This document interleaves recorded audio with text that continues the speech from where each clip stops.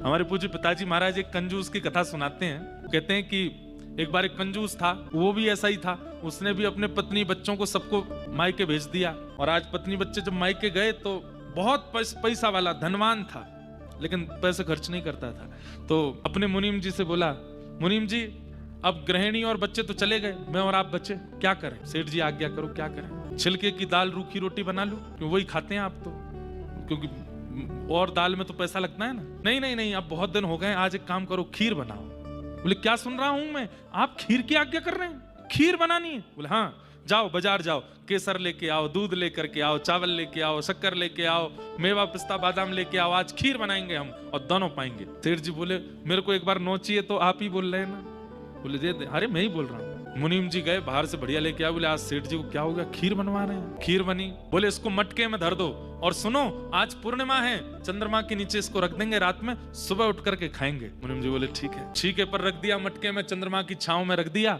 सब कुछ करने के बाद में सेठ जी बोले एक काम करते हैं, एक नियम बनाते हैं। मुनीम जी बोले मैं तो मैं सोच ही रहा था कि कोई नियम क्यों नहीं बना अभी तक, कुछ तो बनना चाहिए। तो सेठ जी बोले एक नियम बनाते। बोले क्या?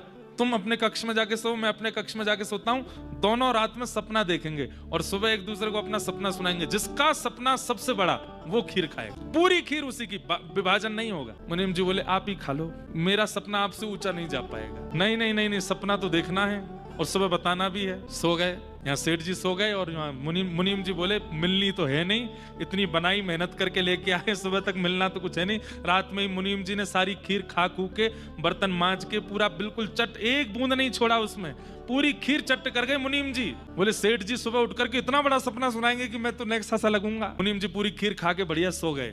सुबह उठे, सेठ जी ने उठा, मुनीम जी आओ। बाहर आए। अरे मुनीम जी पहले तुम मेरा ही सपना सुन लो। बोले आप ही सुनाओ सेठ जी, क्या था सपने में? बोले कि मैंने सपना देखा, सुंदर एक विमान आकाश से आया हमारे घर के आंगन में, उसमें से अप्सराएं उतर करके आई हैं। सुंदर अप्सराएं मेरी भुजा पकड़ती हैं और भुजा पकड़ करके उसमें बैठाती हैं और बैठा करके मुझे लेकर के स्वर्ग लोक गई हैं। स्वर्ग लोक में इंद्र आदि देवता सब पुष्प वर्षण कर रहे थे, नारद जी वीणा पर मेरा नाम गा रहे थे। मतलब इतना बड़ा सोचा कि कुछ बोल नहीं पावे। सरस्वती जी भी पुष्प बरसा रही थी, कुबेर ने बोले पुष्प तो छोटे लोग बरसाते, मैं मणियां बरसाऊंगा। वो मणियां बरसा रहे थे। बोले अच्छा फिर क्या हुआ? बोले फिर क्या, स्वर्ग में सब लोग जाते हैं, सबको अपने कमरे मिलते हैं, पर मुझे देख करके इंद्र प्रसन्न हो गया। बोले इनको कमरा नहीं, इनको तो मेरी गोद में बैठा, और मुझे ले जाकर के इंद्र की गोद में बैठा दिया। मैं क्या बताऊं, ऐरावत हाथी मेरे नाम कर दिया। बोले आज से ऐरावत हाथी तुम्हारा, इस पे तुम डोलो। इतना बड़ा सपना कोई देख सकता है? अब तुमने क्या देखा तुम बताओ। बोले मेरा मत सुनो, आप ही खा लो खीर तो। बोले नहीं नहीं नहीं, तुम बताओ ना तुमने क्या देखा। मुनीम जी बोले